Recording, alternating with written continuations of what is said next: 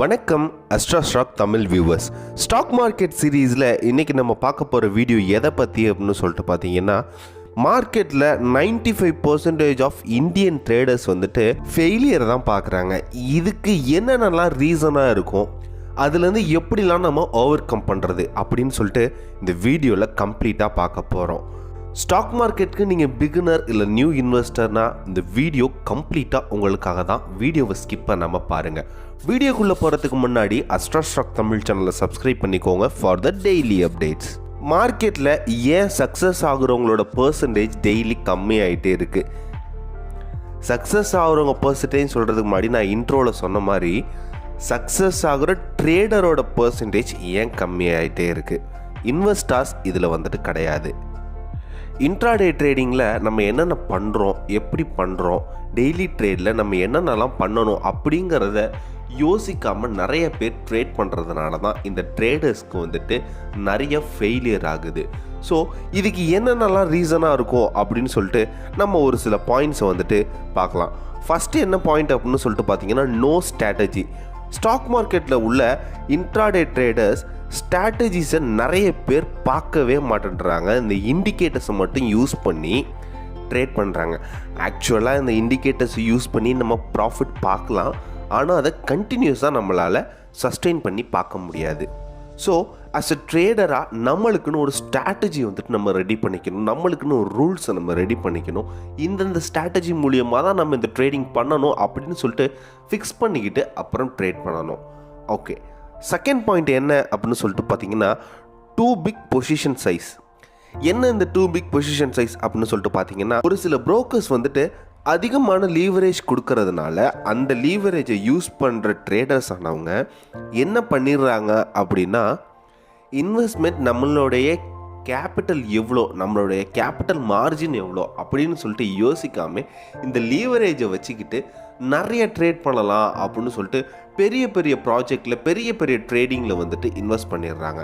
அப்படி இன்வெஸ்ட் பண்ணும்போது இப்போ ஃபார் எக்ஸாம்பிள் இப்போ 40 lakhs உள்ள ஒரு ட்ரேடிங்கில் இன்வெஸ்ட் பண்ணுறாங்க. இவங்களுக்கு 4x வந்துட்டு லீவரேஜ் அப்படின்னு சொல்லிட்டு பார்த்தீங்கன்னா, இவங்க எவ்வளோ போட்டிருப்பாங்க, ஒரு 7 lakh போட்டிருப்பாங்க. டோட்டலாக 40 lakhs வந்துட்டு இவங்க ட்ரேட் பண்ணுறாங்க. அதில் 1 lakh இவங்களுக்கு வந்துட்டு ப்ராஃபிட் பார்க்க முடியாமல் அவங்க ஃபெயிலியர் ஆனாலும், 1 lakh லாஸ் ஆனாலும் இவங்களுக்கு இவங்களோட கேபிட்டலில் தான் அது வந்துட்டு ப்ராப்ளம் ஆகும். ஸோ இது மாதிரி அதிகமான லீவரேஜ் கிடைக்கிது அப்படின்னு சொல்லிட்டு நம்ம வந்துட்டு ரிஸ்க் மேனேஜ்மெண்ட்டை பார்க்காம ட்ரேட் பண்ண ஆரம்பிச்சிருவோம். ஸோ லீவரேஜ் எவ்வளோ தான் இருந்தாலும் அதுக்குன்னு ஒரு லிமிட் இருக்குது. நம்மள்கிட்ட எல்லாம் இருக்குது அப்படின்னு சொல்லிட்டு எல்லாமே நம்ம பண்ண முடியாது.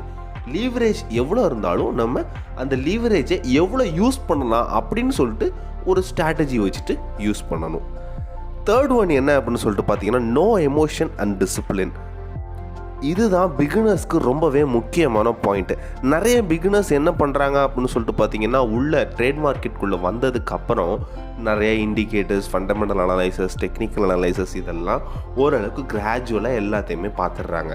பார்த்துட்டு ஒரு ட்ரேட் பண்ணுறாங்க. அந்த ட்ரேட் பண்ணும்போது ஒரு பர்டிகுலர் அமௌண்ட் அவங்க ப்ராஃபிட் பார்த்துடுறாங்க. இந்த ப்ராஃபிட் பார்த்தோன்னே அவங்களுக்கு வந்துட்டு அதிகமான ஆசை வந்துட்டு நிறைய ட்ரேட் பண்ணால் நம்ம நிறைய பார்க்கலாம் அப்படின்னு சொல்லிட்டு ட்ரேட் பண்ண ஆரம்பிச்சிடுறாங்க. அதில் அவங்க நினச்ச மாதிரி அவங்களுக்கு சக்ஸஸ் ஆனால் போச்சு, இல்லை அப்படின்னா அவங்களுக்கு லாஸ் ஆகும்போது அவங்களுக்கு அதையும் என்ன பண்ணுறாங்கன்னா, ஓகே லாஸ் ஆயிடுச்சு, இன்னும் நம்ம நிறைய ட்ரேட் எடுத்து இந்த ப்ராஃபிட்டை வந்துட்டு ஈக்குவலைஸ் பண்ணிடணும் அப்படின்னு ஒரு எண்ணத்தில் நிறைய ப்ராஃபிட் எடுத்துடுறாங்க. இது ரொம்பவே தப்பானது. ஆஸ் எ பிகினராக இருந்தாலும் சரி, ட்ரேடராக இருந்தாலும் சரி. நல்ல ட்ரேடர்ஸ்லாம் என்ன பண்ணுவாங்க அப்படின்னு சொல்லிட்டு பார்த்தீங்கன்னா, அவங்களுக்குன்னு ஒரு ரூல்ஸ் வச்சுருப்பாங்க. இத்தனை ட்ரேட் தான் நம்ம ஒரு நாளைக்கு எடுக்கணும், இத்தனை ட்ரேடில் நம்ம இவ்வளோ ப்ராஃபிட் பார்க்கணும்.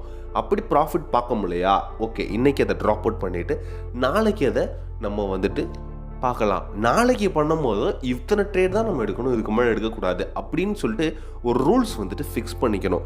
இதை வந்துட்டு பிஸ்னஸ் மாதிரி தான் நம்ம பார்க்கணுமே தவிர லக் மாதிரி பார்த்து நம்ம இதில் கிடச்சிடும் அதில் கிடச்சிடும் அப்படின்னு சொல்லிட்டு நம்ம ட்ரேட் பண்ணிக்கிட்டே இருந்தோம். அதிகமான கவுண்ட்ஸ் ஆஃப் ட்ரேட் பண்ணோம் அப்படின்னா நம்மளுக்கு லாஸ் ஆயிரும்.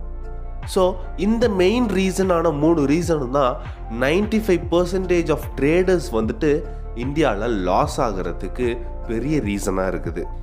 ஆஸ் அ பிகினராக இந்த ரீசன்ஸ் எல்லாம் நீங்கள் வந்துட்டு அவாய்ட் பண்ணிவிட்டு ட்ரேட் பண்ணிங்க. உங்களுக்குன்னு ஒரு ரூல்ஸ், உங்களுக்குன்னு ஒரு ஸ்ட்ராட்டஜி, உங்களுக்குன்னு ஒரு ட்ரேடிங் மெத்தட் இதெல்லாம் நீங்கள் வந்துட்டு அசைன் பண்ணீங்க அப்படின்னா ஒரு சக்ஸஸ்ஃபுல்லான ட்ரேடிங் பண்ணலாம். சேஃபாக ட்ரேட் பண்ணுங்கள், ஹாப்பியாக ஏர்ன் பண்ணுங்கள். Have a nice day.